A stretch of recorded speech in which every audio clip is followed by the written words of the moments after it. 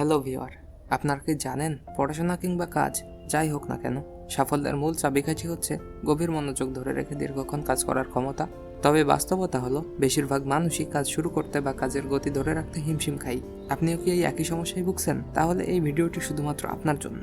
আজ আমরা এই সমস্যাগুলোর সমাধানের পথ খুঁজব এবং জানবো কিভাবে কাজ বা পড়াশোনায় আরও বেশি মনোযোগ ধরে রাখা যায়। যে কোনো কাজে মনোযোগ ধরে রাখতে ব্যর্থ হওয়ার দুটি বড় কারণ রয়েছে। প্রথমত, কাজ শুরু করার আগে আমাদের মধ্যে এক ধরনের জড়তা তৈরি হয়, যাকে বলা হয় প্রোক্রাস্টিনেশন। অনেক সময় আমরা ভাবি সবকিছু গুছিয়ে নিয়ে পরে কাজ শুরু করব। এই ধরনের মানসিকতা আমাদের কাজ শুরু করতেই দেরি করিয়ে দেয়। দ্বিতীয় কারণটি হলো, কাজ শুরুর একটি নির্দিষ্ট সময় পার হওয়ার পর আমরা আর আগ্রহ ধরে রাখতে পারি না, ফলে কাজ অসম্পূর্ণ থেকে যায় বা আমরা গন্তব্যে পৌঁছানোর আগেই হাল ছেড়ে দিই। এই সমস্যার সমাধান পেতে ভিডিওটি শেষ পর্যন্ত দেখতে থাকুন। আমি আমার এক বন্ধুর কাছ থেকে একটি অসাধারণ শিক্ষা পেয়েছিলাম। তার নাম মানিক। বর্তমানে সে একজন খুবই জনপ্রিয় শিক্ষক।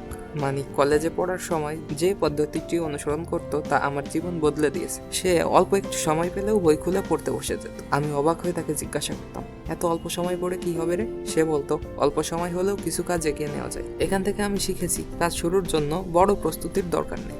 সময় অল্প হলেও কিংবা প্রস্তুতি অপূর্ণ থাকলেও কাজ শুরু করে দেওয়াই বুদ্ধিমানের কাজ।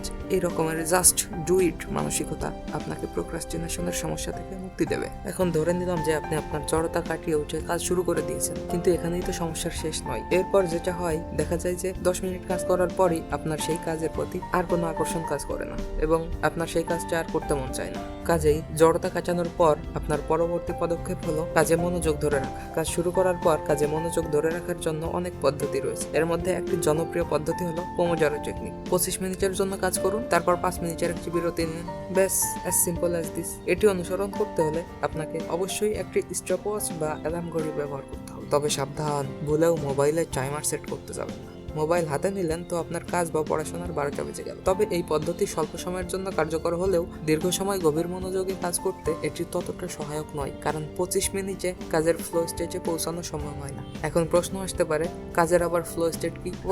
ফ্লো স্টেট হলো এমন একটি অবস্থা যেখানে আপনি আপনার কাজে এতটাই ডুবে যান যে সময়ের হিসাব থাকে না। এই স্টেজে পৌঁছাতে আপনাকে টানা 2 থেকে 3 ঘন্টা কাজ করতে হতে পারে। ফ্লো স্টেজে পৌঁছানোর পর আপনি বুঝতে পারবেন কাজ করাটাই আপনার কাছে আনন্দের উৎস হয়ে গেছে। তবে কাজের মধ্যে অবশ্যই বিরতি প্রয়োজন, কিন্তু সেই বিরতি যেন মনোযোগ নষ্ট না করে। তাই মোবাইল, সোশ্যাল মিডিয়া বা টিভি দেখা এড়িয়ে চলুন। পানি খাওয়া, একটু হেঁটে আসা বা চোখ বিশ্রাম দেওয়ার মতো কার্যক্রম বিরতিতে করতে পারেন। আপনার ব্রেনকে এমনভাবে ট্রেন করতে হবে যেন কাজ করাটাই আপনার জন্য আনন্দের উৎস। অনেকে পড়াশোনা বা কাজের শেষে সোশ্যাল মিডিয়া ব্যবহারকে পুরস্কার হিসেবে বিবেচনা করেন। এটি একটি ভুল, কারণ এতে আপনার ব্রেন কাজের বদলে সোশ্যাল মিডিয়া থেকে রিওয়ার্ড পাওয়ার জন্য প্রোগ্রাম হয়। এর পরিবর্তে ব্রেনকে এমনভাবে প্রশিক্ষণ দিন যেন ফোকাস ধরে রেখে কাজ করাটাই রিওয়ার্ড হিসেবে কাজ করে। ডোপামিনের প্রভাব ব্যবহার করে ব্রেনকে এভাবে প্রশিক্ষণ দিলে কাজের প্রতি আপনার ভালোবাসা বাড়বে। দীর্ঘক্ষণ ফোকাস ধরে রাখার জন্য আপনি দিন শুরু করার আগে কাজগুলোর একটি তালিকা তৈরি করুন। কোন কাজটি সবচেয়ে গুরুত্বপূর্ণ সেটি আগে ঠিক করুন। প্রতিবার 40 থেকে 50 মিনিটের গভীর কাজের পর 5 থেকে 10 মিনিটের জন্য বিরতি নিন। তবে এই সময় স্ক্রিন তথা টিভি বা মোবাইল ব্যবহার করা এড়িয়ে চলুন। আপনার কাজের জায়গায় মোবাইল ফোন এবং অন্য কোনো মনোযোগ নষ্টকারী ডিভাইস রাখবেন না। শরীর এবং মস্তিষ্ক সুস্থ রাখতে পর্যাপ্ত ঘুম এবং হাইড্রেশন জরুরি। কাজেই প্রতিদিন অন্তত 6 ঘন্টা ঘুমান এবং নিয়মিত পানি পান করুন। কাজের মধ্যে চ্যালেঞ্জ খুঁজে নিন এবং নিজেকে সেই চ্যালেঞ্জ জয়ের জন্য উদ্দীপ্ত রাখুন। কাজে মনোযোগ ধরে রাখার জন্য আপনি মাল্টিটাস্কিং এড়িয়ে চলুন। মাল্টিটাস্কিং হলো একসাথে অনেক কাজ করা। অনেকেই মনে করেন মাল্টিটাস্কিং দক্ষতার পরিচয়। বাস্তবে এটি আমাদের কর্মক্ষমতা কমিয়ে দেয় এবং মানসিক চাপ বাড়ায়। একাধিক কাজ একসাথে করার চেষ্টায় কোনো কাজই পুরোপুরি শেষ হয় না, বরং আমরা আরো বিভ্রান্ত হয়ে পড়ি। কাজ করার সময় একসাথে একাধিক কাজ এড়িয়ে চলুন। একবারে একটি কাজ শেষ করুন এবং সেটি শেষ করার পর পরবর্তী কাজে হাত দিন। এভাবে আপনি কাজের মান বজায় রাখতে পারবেন এবং সময়ও সাশ্রয়ী হবে।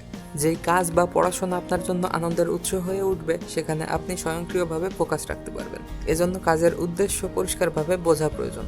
যখন আপনি বুঝতে পারবেন আপনার কাজের মানে কি, তখন কাজ করার প্রতি উৎসাহ আরও বেড়ে যাবে। মনোযোগ ধরে রাখার এই কৌশলগুলো নিয়মিত চর্চা করলে আপনি যে কোনো কাজের ক্ষেত্রে সফল হতে পারবেন। আর সবচেয়ে বড় বিষয়, কাজকে আনন্দের মাধ্যম হিসেবে দেখতে শিখলে জীবন আরও সুন্দর হয়ে উঠবে।